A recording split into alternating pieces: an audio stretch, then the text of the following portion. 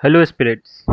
उम्मीद है आप सभी बहुत अच्छे होंगे और आपकी तैयारी भी पाँचवें गियर में चल रही होगी। दोस्तों, ऐसे में जब प्रीलिम्स के एक ही महीने रह गए हैं, तो जो रणनीति होनी चाहिए वो उसमें आप अभी एक महीने में आप जितनी तैयारी कर सके, जितनी रिवाइज कर सके चीज़ों को, आप उतनी ज़्यादा रिवाइज करो। जो आपकी चीज़ें छूट गई हैं, तो आप उसको अब कवर करने की कोशिश मत करना, क्योंकि देखो ये इस एग्ज़ाम का नेचर ही ऐसा है कि आप चाहे 1 साल से दे रहे हो, 1 या 2 साल हो गई आपको, या पूरी 6 साल हो गए, या ज़िंदगी भर आप एग्ज़ाम देते रहो, तो आपको हमेशा लगेगा कि कहीं न कहीं आपकी तैयारी अधूरी रह गई है, पूरी नहीं हुई है। तो ये नॉट नेचुरल है, आपको हमेशा लगेगा, क्योंकि अब एग्ज़ाम की सिलेबस इतनी वास्ट लगती है, तो हमेशा कहीं न कहीं लगती है कि कुछ न कुछ छूट रहा है। तो ये सबके साथ होता है, इवन टॉपर जो प्रीलिम्स क्वालीफाई करते हैं, मेंस क्वालीफाई करते हैं, सबके साथ ये लगती है। आपको मेंस वाले स्टेज पे भी ये लगती रहेगी कि आपकी तैयारी पूरी नहीं हुई है। तो ऐसे में आप अपने आप पे कॉन्फिडेंस रखो, आप जो भी पढ़े हो आप उसको और भी कंसोलिडेट करो, बार बार रिवाइज करो उसको। और आपने मॉक्स दिए होंगे, आपने एनालाइज किए होंगे, अपनी कमियों पे काम किया होगा। फिर भी जब कुछ कॉन्सेप्ट की बात होती है, जो बेसिक कॉन्सेप्ट्स की बात आती है, कहीं ना कहीं किसी न किसी की वो रह जाती है। तो जिसको लगता है कि उसकी कॉन्सेप्ट्स कहीं ढीली रह गई है, खास करके हिस्ट्री के लिए, तो उसको उनको भी घबराने की ज़रूरत नहीं है, क्योंकि उन आपके लिए मैं इस एक महीने में आपको मैं पूरी हिस्ट्री रिवाइज करवाने वाला हूँ, from the very basic, very foundation. और ये एनसीईआरटी की बुक्स की आपकी रिवीजन होगी through MCQs.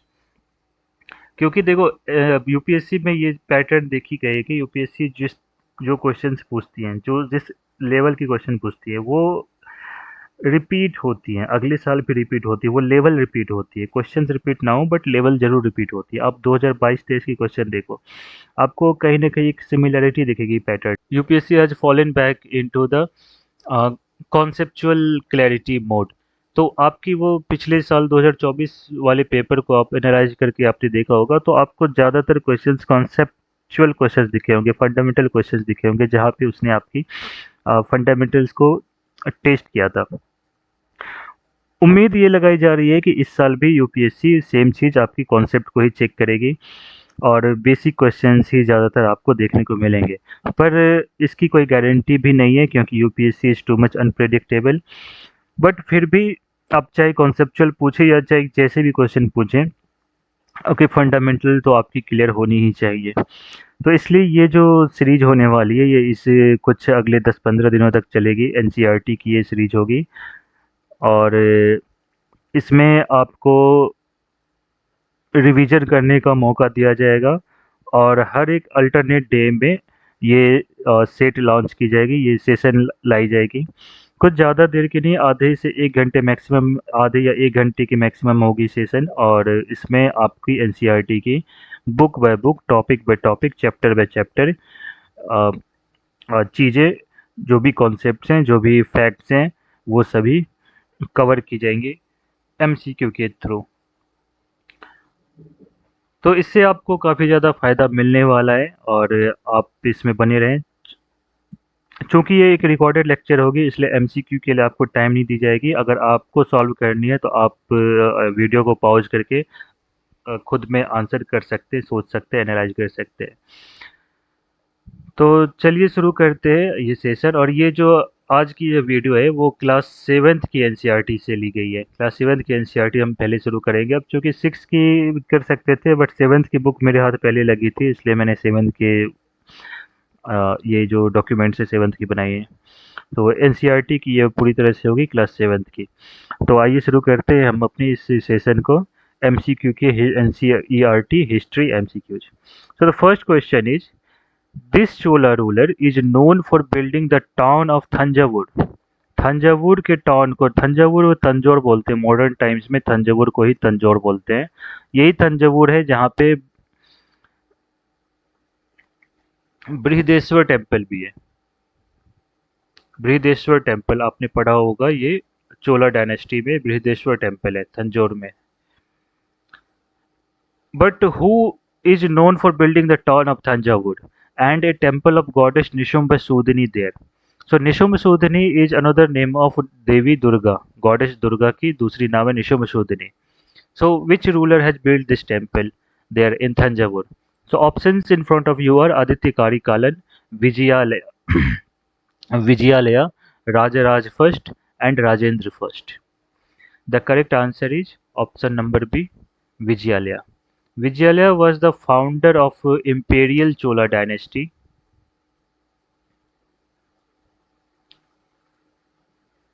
Founder of Imperial Chola dynasty. The Chola dynasty was first mentioned in Sangam period. So after some times, it went into abeyance and lost its earlier political significance. However, it remained as the it ruled in some areas as the minor chiefs. So, but under Vijayalaya, it again came into prominence. तो चलिए देखते हैं कि NCERT में इसकी क्या explanation दी हुई है. From Uraiyur to Thanjavur. उरायूर वो कैपिटल हुआ करती थी चोला डायनेस्टी की पहले. सो ये जो विजयालय थे वो उरायूर में ही पहले थे. सो थंजावुर में कावेरी डेल्टा में, कावेरी जो रिवर है, कावेरी आप देखेंगे मैप में, यहाँ पे लास्ट में आपको तमिलनाडु के ऑलमोस्ट एंड में आपको कावेरी डेल्टा आपको देखने को मिलेंगे. कई सारे चैनल्स यहाँ से निकलते हैं कावेरी की. तो कावेरी डेल्टा में मुत्तरैयर नाम की एक डायनेस्टी रूल करती थी और ये मुत्तरैयर थे पल्लवाज के सबॉर्डिनेट्स.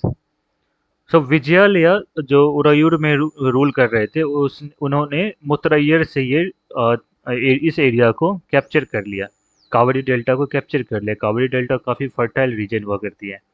सो विजयालया ने मुत्तरैयर से ये डेल्टा कैप्चर कर लिया. कब किया capture? Middle of the 9th century में. और वहाँ पे उन्होंने एक टाउन स्टेब्लिश की. Town he build the town of Thanjavur there and the temple of goddess Nishumbhasudini there. So the correct answer is Vijayalaya. Next question. Terms Vellan Vagai, Shalabhoga, Tirunamattukani and Pallichchandam as mentioned in Chola inscriptions. Chola inscriptions में mention किए गए ये जो टर्म्स हैं, वेल्लन वगई, शालाभोग, तिरुनामत्तुकाई, तिरुनामत्तुकानी and पलिछंदम, ये सभी क्या है? ऑप्शंस हैं administrative officers, literature books, land classifications and taxes. Take a pause and try to answer this. So the correct answer is land classifications. ये सभी लैंड क्लासिफिकेशंस है. चोला इंस्क्रिप्शंस में कई तरह के लैंड को कई तरह से क्लासिफाई की गई है, कई तरह से मेंशंस की गई है लैंड क्लासिफिकेशंस की, कई तरह के लैंड्स की मेंशन की गई है चोला इंस्क्रिप्शंस में. तो उसमें आप देखेंगे कि ब्रह्मदेई एक तरह की लैंड है, ब्रह्मदेव भी एक तरह की लैंड है. फिर वेल्लना वागी भी एक तरह की लैंड है. फिर देवदाना एक तरह की लैंड है.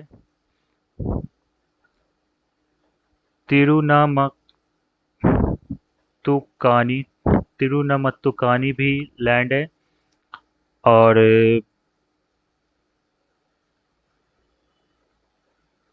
पलिछंदम और एक शालाभोग. तो ये अलग अलग तरह के लैंड क्लासिफिकेशन है चोला इंस्क्रिप्शंस में. वेल्लन वागी वैसे लैंड हैं जो नॉन ब्राह्मण पीजेंट्स के अंदर थी. नॉन ब्राह्मण पीजेंट्स के अंदर वेल्लन वागी हुआ करती थी और ये रिच पीजेंट्स थे. So Villanvagi were the land under non-Brahmin peasants. Brahmdev were land gifted to Brahmins. Land gifted to the Brahmins or a group of Brahmins. Shalabhoga was land designated for the maintenance of schools. School के लिए जो land designate की गई थी उसको सालभोग कहते थे. देवदान and तिरुनामत्तुकानी ये दोनों ही टेम्पल्स को दिए गए दान थे, lands gifted to temples. And Palichandam was land donated to Jain institutions. Jain institutions को भी लैंड दी गई, उस लैंड को कहते हैं पलिछंदम। तो ये कुछ क्लासिफिकेशन है लैंड की जो चोला इंस्क्रिप्शंस में मेंशन की गई है। सो इसमें आप इन चीज़ों को याद रखेंगे तो आपके लिए ही फायदेमंद है। वैसे भी इतनी सारी चीज़ें आपको याद रखनी पड़ती हैं, तो ये इम्पॉर्टेंट है चांसेज, क्योंकि हिस्ट्री में टर्म्स से रिलेटेड भी क्वेश्चंस आती हैं, अक्सर आती हैं। तो तो इसमें ये टर्म्स आपके लिए काफ़ी ज़्यादा इम्पोर्टेंट हो सकती है एग्जाम पॉइंट ऑफ व्यू से। सो वही चीज़ है, एनसीईआरटी से ही है, ये उठाई गई है डेटा भी। तो नेक्स्ट क्वेश्चन है settlement of peasants in the Chola empire. Peasants की settlement of peasants Chola empire में were called it was called Ur. Ur was the settlement of peasants. A group of Ur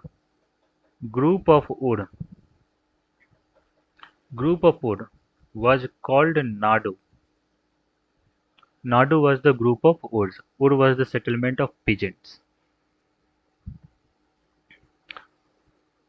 Let's explore other options. What was Sabha? Sabha was the assembly of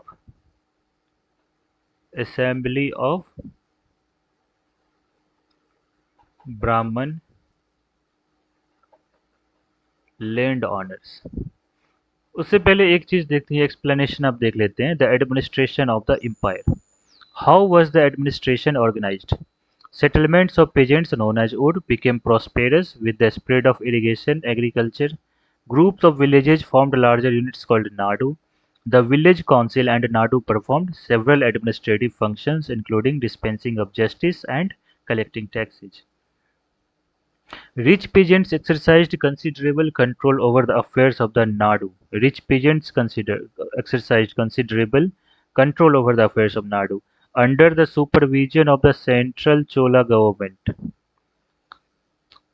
So provinces की control नहीं होती थी। MCQ में ये statement best questions में आ सकती थी।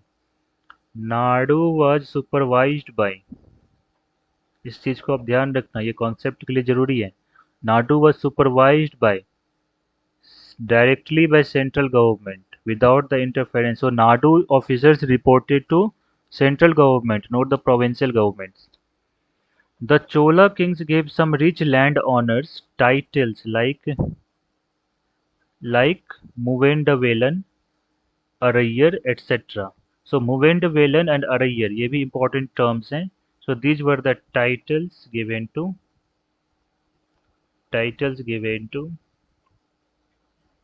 rich land owners. Araiyar and Muvendavelan. Velan एक टर्म है जो पेजेंट्स के लिए यूज होती है। So Velan means peasant. So they gave this title to rich landowners as markers of respect and entrusted them with important offices of the state at the center. So this was Ur and Sabha and some terminology. Now let's look at other options. Sabha was the assembly of Brahman landowners to look after the Brahmadehi settlement. ग्राम बोल करके कोई term नहीं थी south India में, ग्राम generally आप north India में देखेंगे। Nadu was the assembly or group of Ur, group of villages called Nadu. It was similar to districts of modern times. एक और टर्म आती है Nagaram. So Nagaram association of traders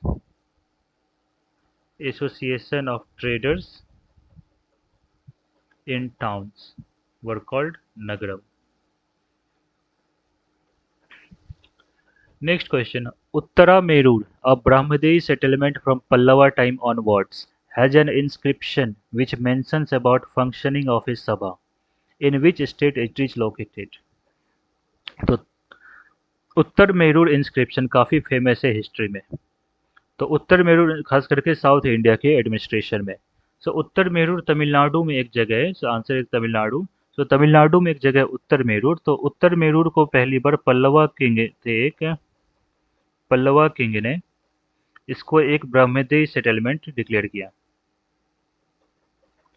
ब्रह्मदेय settlement declare किया किसको? उत्तर मेरूर को।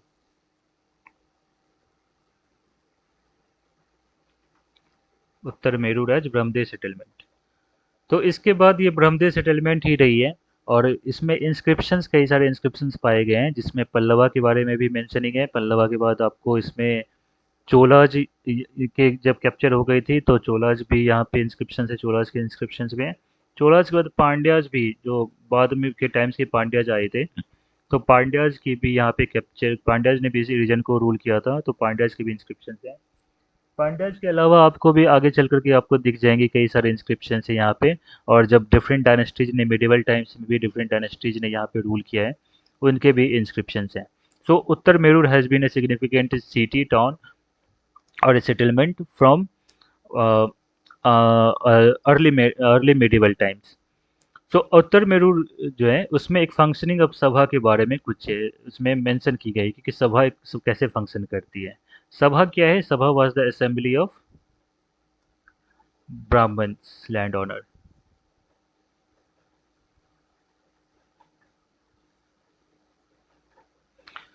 So let's look at the explanation. Each Brahmadehi was looked after by an assembly or sabha of prominent Brahman landholders, prominent Brahman landholders. These assemblies worked very efficiently. Their decisions were recorded in detail in inscriptions. Their decisions were recorded in detail.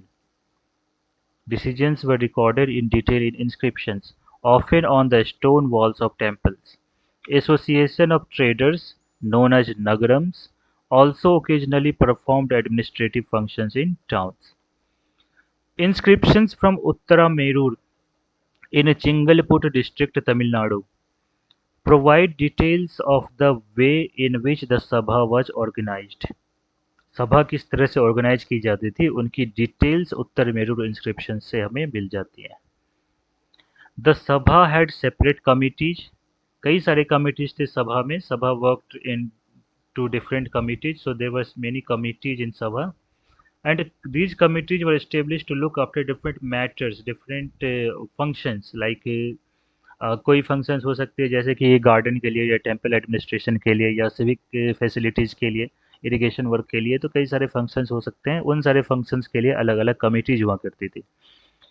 Names of those eligible to be members, eligible to be members, तो यहाँ पे आप देखना कि members, इस committee के members के लिए एक एलिजिबिलिटी क्राइटेरिया है। ये चीज़ हम अपने नेक्स्ट स्लाइड में डिस्कस करेंगे। इस चीज़ को एक क्वेश्चन मैंने डाली हुई है। सो names of those eligible to be members of these committees were written on small tickets of palm leaf. These tickets were put into an earthware pot, एक मिट्टी के बर्तन में इसको डाल दी जाती थी और एक छोटे बच्चे से इसको बारी बारी से इसको निकालने के लिए कही जाती थी। और इस तरह से जो कमेटी के मेंबर्स हैं उनकी सिलेक्शन होती थी। सो उत्तर मेरूर से आपको क्या ध्यान रखना है कि उत्तर मेरूर, अब मैप से भी क्वेश्चन आ सकती है, जैसे कि एक क्वेश्चन मैप से पूछी गई थी। अब देखो डायरेक्टली क्वेश्चन ऐसा नहीं आएगी कि ब्रह्मदेव सेटलमेंट है, इंस्क्रिप्शन है सभा की, किसी भी फॉर्म में वो आपसे उत्तर मेरूर की कॉन्सेप्ट जानना चाह सकते हैं। तर आपको ये पता करना वो पूछ सकते हैं कि उत्तर मेरूर के बारे में आपको जानकारी है कि नहीं। जैसे एक क्वेश्चन आपको याद होगी 2023 में पूछी गई थी धान्य कटक के बारे में। तो डायरेक्टली ये नहीं कही गई थी, डायरेक्टली ये धार्निकटक से पूछी नहीं गई थी, तो उसने घुमा के क्या पूछा कि धार्निकटक एक महासंघिका, बुद्धिस्ट महासंघिका सेक्ट है, जो बहुत अर्ली, एक ग्रुप ऑफ अर्ली मॉन्क्स जिसको कहते हैं महासंघिका। तो महासंघिका का एक महासंघिका का एक प्रोमिनेंट प्लेस है धार्निकटक, वो किस स्टेट में है? सो इसकी तो आंसर आंध्र प्रदेश है, आंध्र प्रदेश होती है। धानकटक जो है अमरावती की पुरानी नाम धानीकटक की है। So correct answer is Andhra Pradesh. So Dhanakataka की रेफरेंस कई बार आप हिस्ट्री में देखते हो, लेकिन इस तरीके से नहीं देखते कि वो महासंघिका सेक्ट की एक इम्पोर्टेंट साइट है, एक लोकेशन है। तो आपको इस चीज़ का भी ध्यान रखना पड़ेगा मैप वर्क में। सो उत्तर मेरूर कहाँ पे? तमिलनाडु में। और उत्तर मेरूर में सभा के जो वर्किंग के बारे में भी मेंशन की हुई है। Next question is Uttaramerur inscriptions laid on the eligibility criteria to be a member of the sabha, note sabha, committee, member of the committee, है ना। मेंबर ऑफ द सभा तो वही होंगे जो ब्राह्मण्स होंगे, जिनकी जो लैंड ऑनर्स होते हैं। So members of the committee, which of the following is और आर नॉट ट्रू, ध्यान देना इस बात को, नॉट ट्रू क्राइटेरिया, इनमें से कौन सी क्राइटेरिया सही नहीं है। They should be owner of the land, yes, क्योंकि सभा से ही कमिटी बनती है, सभा के जो मेंबर्स होते हैं वही कमिटी के मेंबर्स बनेंगे, और सभा में जो प्रोमिनेंट ब्राह्मण लैंड ओनर्स होते हैं वही मेंबर्स होते हैं। सो कमिटी के जो मेंबर होंगे they should have be the owner of the land, so this statement is true. A person should have attend the age of 25 years. अब ये चीज कैसे पता करें, तो ये चीज तो याद रखनी पड़ेगी, तो फॉर ए मोमेंट इसको छोड़ देते हैं। They should have knowledge of the Vedas, and a person can be the member of more than one committee. तो एक चीज तो हम जानते हैं कि ऑप्शन वन इज ट्रू, तो देखते हैं ऑप्शन वन किस में है। One and A and B में ऑप्शन नंबर वन है। Two and four, a person, अब या तो थ्री होगी, they should have knowledge of the Vedas, they should have knowledge of the Vedas, और a person can be the member of more than one committee. अब एक चीज देखना, एज के बारे में हमें पता नहीं है, राइट, तो हमें दूसरे ऑप्शंस को एनालाइज करना है। They should have knowledge of the Vedas. एक चीज सोचना अब यहाँ पे, कमिटी के जो मेंबर्स हैं वो कहाँ से आएंगे, सभा से आएंगे, और सभा किसकी होती है, प्रोमिनेंट ब्राह्मण्स की, जो लैंड ऑनर्स होते हैं ब्राह्मण्स, और लैंड ऑनर जो लैंड ग्रांट गिफ्ट दी जाती थी वो जनरली एक प्रोमिनेंट ब्राह्मण्स को दी जाती थी। और प्रोमिनेंट ब्राह्मण्स होने का मतलब है कि आपसे ये एक्सपेक्ट की जाती होगी कि आपको वेदाज की नॉलेज होगी होगी। तो ये डायरेक्टली ये आंसर करना पॉसिबल नहीं था, क्योंकि इसके लिए काफ़ी इंफॉर्मेशन आपको याद रखनी पड़ेगी, लेकिन इन्फेरेंस से आप ऐसे क्वेश्चंस को सॉल्व कर सकते हैं। So they should have knowledge of the Vedas, तो इस स्टेटमेंट को अगर मैं सही मानूं, यानी कि one and three are correct, but आपसे पूछी गई कि not true, that means one और थ्री ऑप्शन में नहीं होने चाहिए। सो वन इसमें नहीं होगी, वन यहाँ नहीं होगी, सो बची क्या, टू एंड फोर। अब चूंकि ऑप्शन नंबर वन मुझे करेक्ट लग रही है, सो ऑल आर करेक्ट हो नहीं सकती, सो एक ही ऑप्शन है two and four. So option number C, option C is the correct answer. तो इस तरह से भी आप इन्फर करके आप सॉल्व कर सकते हैं, ये चीज़ आपको वहाँ पे भी प्रेजेंस ऑफ माइंड दिखानी पड़ेगी।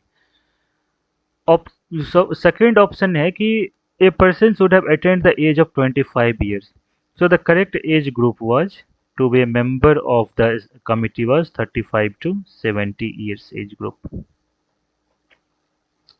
and a person can be member of more than one committee. No, see, criteria क्या थी, क्राइटेरिया थी कि अगर आप 3 साल के लिए किसी कमेटी के मेंबर हो तो यू कैनॉट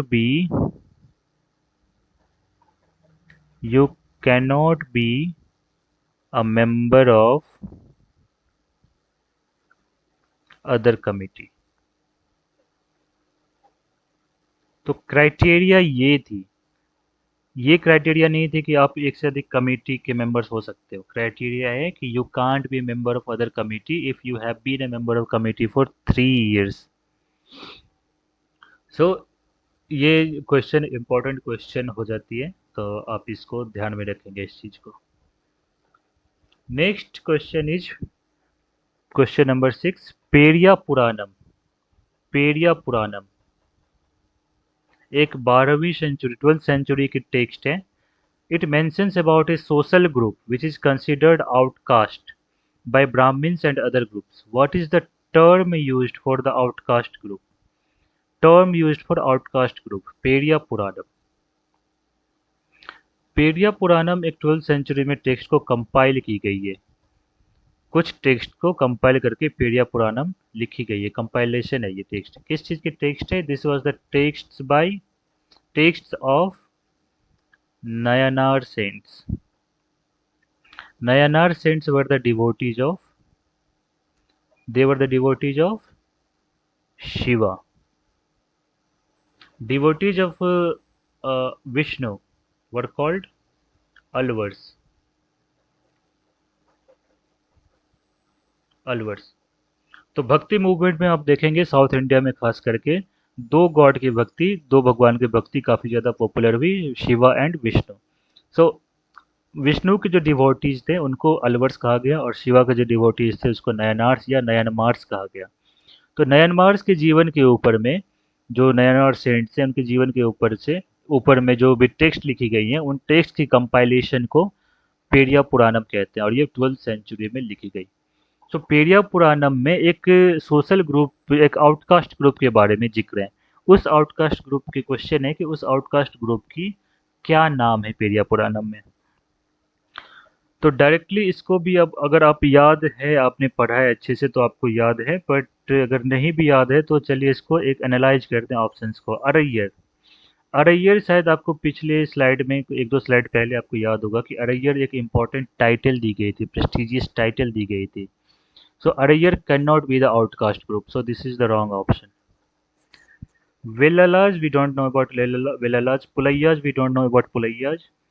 Velana, वेलाना आपको पिछली स्लाइड में याद होगा कि वेलाना सर्वेंट्स को कही जाती थी। सो सर्वेंट अगर आउटकास्ट हो गए, इसका मतलब कि अब सर्वेंट की तो रिक्वायरमेंट साथ रहने की होती है ना, सर्वेंट तो साथ रहने के लिए है ना, तो साथ अगर है तो आउटकास्ट हो नहीं सकती। So Velana cannot be that term. Now we have two options, Vellalas and Pulaiyas, Vellalas and पुलैयाज।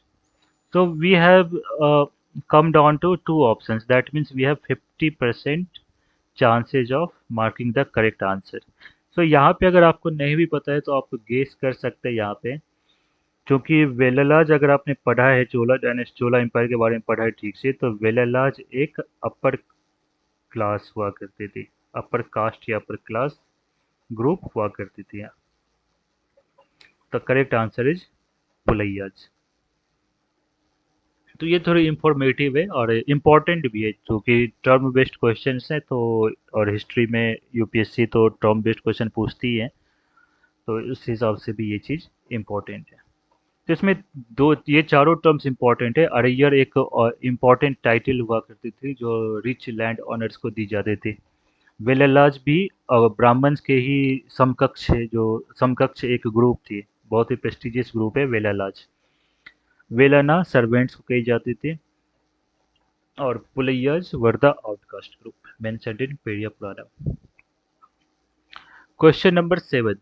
With reference to Chola period, Vetti and Kadamai were, Vetti and Kadamai were, Vetti and Kadamai.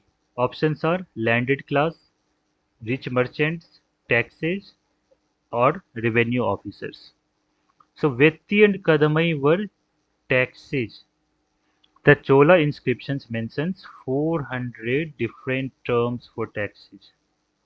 Different terms for taxes or different types of taxes mentioned in Chola inscriptions.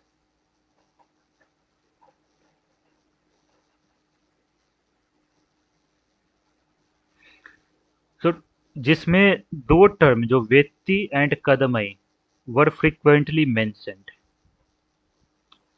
ये जो 400 तरह की terms हैं इसमें वेत्ती और कदमई frequently mention की जाती थी।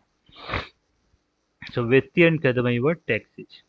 Vetti was taken not in cash but as a form of forced labor, and Kadamai was land revenue. So the rulers preferred land revenue mostly as cash, but sometimes in kind also. Sometimes in kind also. So Vetti and Kadamai were important taxes during Chola administration, Chola period. So NCERT has a separate information box here. The inscriptions of the Cholas who ruled in Tamil Nadu refer to more than 400 terms for different kinds of taxes. The most frequently mentioned taxes, most frequently mentioned taxes, Vetti, taken not in cash but in the form of forced labor. and Kadamai or land revenue. So Kadamai was land revenue, Vetti was forced labor. There were also taxes on thatching the house, the use of ladder to climb palm trees, assess on succession to family property, etc. तो ये information है वित्तीय और कदम में 400 से अभी अधिक तरह के टर्म्स हैं डिफरेंट टाइप्स ऑफ टैक्सेस के लिए जिसमें फ्रिक्वेंटली यूज की गई है मेंशन है वित्तीय और कदम। तो ये आज की जो लेक्चर है उसमें बस इतनी।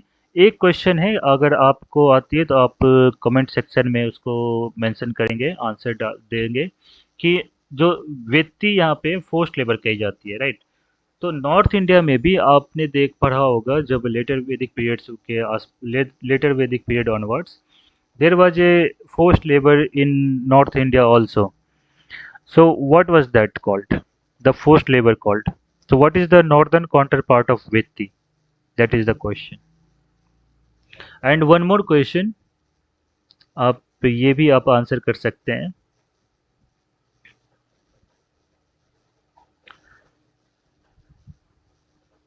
कि राजेंद्र फर्स्ट ने एक कौन सी टाउन इन्होंने फाउंड की थी, कौन सी टाउन इन्होंने बनवाई थी, और राजा राज वन ने कौन सी टेम्पल बनवाई। तो ये आंसर्स आप कमेंट सेक्शन में कर सकते हैं। तो आज की स्लाइड में इतना ही है और आगे जल्द ही आपके लिए इसकी पार्ट टू भी लाई जाएगी। ये तो एक ही चैप्टर की क्वेश्चंस थे, चैप्टर नंबर टू की एनसीईआरटी से। तो बाकी क्वेश्चंस जो हैं जैसे ये सल्तनत पीरियड है, मुगल पीरियड है, तो उनसे भी जल्द ही क्वेश्चंस आपको आपको मिल जाएगी। तो उम्मीद है ये आपके लिए काफ़ी इंफॉर्मेटिव रही होगी और आप अगर चाहते हैं कि ऐसे क्वेश्चंस आपके लिए लाए जाएं तो